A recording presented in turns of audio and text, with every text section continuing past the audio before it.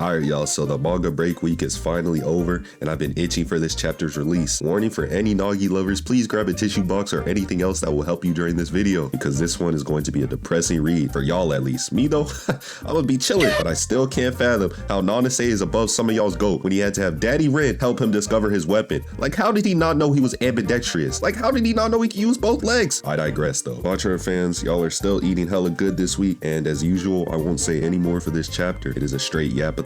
Anyways, enjoy the video. Chapter 299, Blue Tears. Why is everyone working so hard? Studying, club stuff, romance, winning and losing, impressing other people,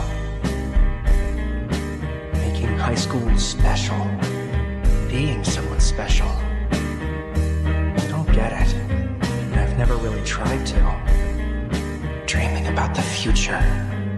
What a hassle.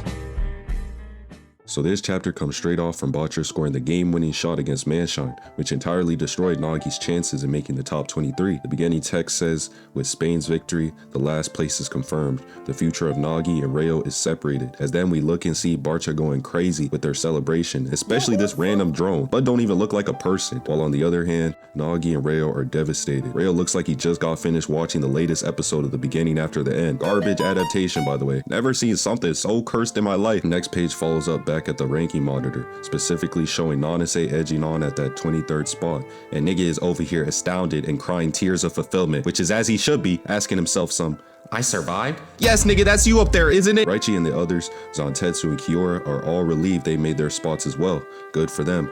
Unfortunately, the same can't be said for the people at the elimination line.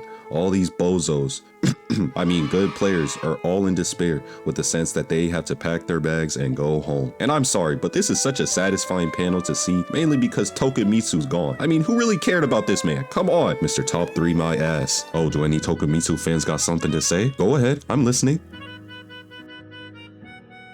Oh, alright then, that's what I thought. Now moving on, we see the bald monk Igarashi tearing as he is right below Nishioka Hajime. This shit meant something to me, man. The quote-unquote Aomori's Messi of football, they said. Well, look at him now. The best thing he did in this whole series was allow himself to get injured. Bro tied in the rankings for last place. Good riddance. Ahead, Ego decides to appear on the screen and announce that the final rankings shown are the conclusion to the salary auction, as those who were not selected as the top 23 players are no longer needed in Blue Lock, ultimately telling them to fuck off, with the losers gate slowly opening up. But this is when, to a surprise turn of events, my glorious Metavision GOAT, wow that was glazed, asked Ego to hold on and wait, with the question of why Nagi didn't make it in the ranks, which then Ego pauses and then explains that in this last match he played, Nagi couldn't prove himself. Granted that there have been many times where he's shown everyone he can shine, but the overall problem came from his inconsistency, which Ego acknowledges that that's why the salary he was given is appropriate for a player of his quality. Nothing more, nothing less. Dude couldn't even get a fourth word out until Reo gets in the mix, begging Four Eyes to redo the ranks.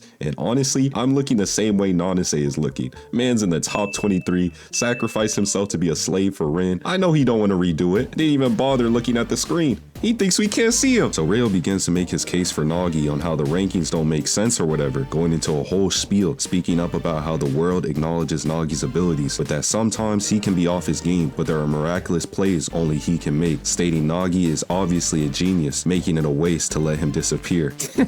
This chapter is too funny, man. Agi is so done with these two. He ready to go home. I know it. Even after all what Reo said, Ego tells the meat rider to shut up and get a grip, giving him a reality check that he reminded everyone that where they're at isn't a school, but a laboratory for creating the world's best striker. Put this man on the big screens with Isagi, calling him out for babbling straight nothing, saying Nagi and genius don't go in the same sentence, with the results being clear as day.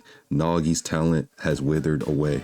That's a rhyme. And to further prove his point, he breaks everything down, starting with talent is the power to believe in your abilities. It's the power to believe in and then prove your abilities. But talent changes depending on one's surrounding and mental state. Friends and rivals, goals and emotions can all increase or decrease talent. Dating back at Nagi's game against Bastard, sometimes there can be results that surpass your talents. It was put into light with his faint chain play, as in that moment he unexpectedly proved he could produce results beyond his talents. Ego goes on to say, pointing out that Reo was deluded enough to think that that that was his true power, and as followed, the world demanded that power from Nagi as well, advising that what they should have done then was to analyze the fact that they acquired a result beyond his talents. But in honesty, the biggest mistake of all was letting that super goal convince Nagi he had achieved his dream of defeating Isagi. And thank goodness this is further clarified in the story. Niggas were telling me Nagi's dream wasn't to beat Isagi. Like, it's been his whole motivation since he lost him in the first election. Come on, bruh. And now with all that being said, you would think Ego would end the conversation, but no, he took it personal, asking everyone, do they know the biggest cause for talent withering up? Is it loss of hope, despair, or fear? He proves it all wrong, saying no, it's none of those things, and that it lies at satisfaction itself. Never thought I'd see him aura farm mid-speech like this. He thinking he a ghoul too, and I kinda felt bad for Nagi here. Ego starts picking at the dead horse about how he still didn't really have what it takes to beat Isagi, but he just happened to win. Nagi's desire was released, and an animal with a full stomach forgets to hunt, confirming that the fire he once had will not return. But nothing he's saying now is not already facts. In that match, Nagi should have tried to prevail on his own, no matter how painful it was. Even if he'd lost, he should have kept the fire of his ego burning strong. Being the choice for him and Rayo to team up overall killed his talent. Agi really was trying to tell him, but they don't listen. By then, it was already withered up. Nagi's talent will never blossom again. But Rayo continued to water it and believe otherwise. That's why in the end, when Nagi spoke about being the world's best, it couldn't happen due to him not finding a fire beyond the dream to beat Isagi. Rayo pleads for him to stop, but Ego, playing with his pieces, continues to press, asking Nagi if he was satisfied, and that's why he was afraid of losing everyone around him. And Rayo again pleads to Ego to stop because he getting hit with crazy mental breaking combos that aren't even towards him, but that shit didn't work. Ego tells him to shut up as this is BLUELOCK,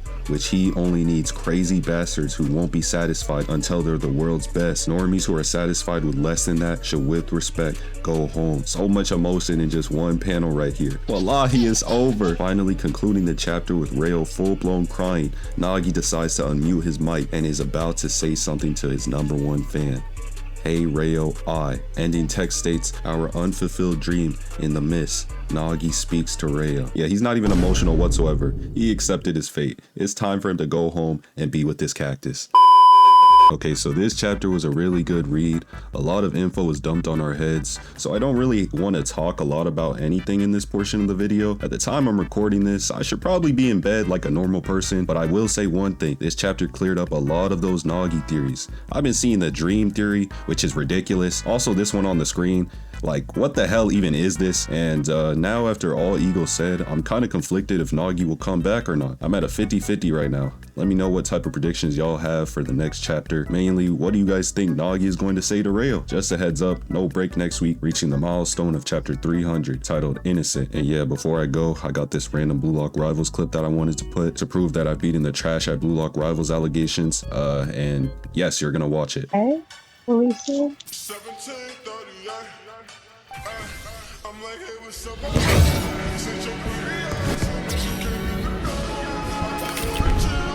Really, nigga? Y'all thought there was more? Nah, that's it. Goodbye.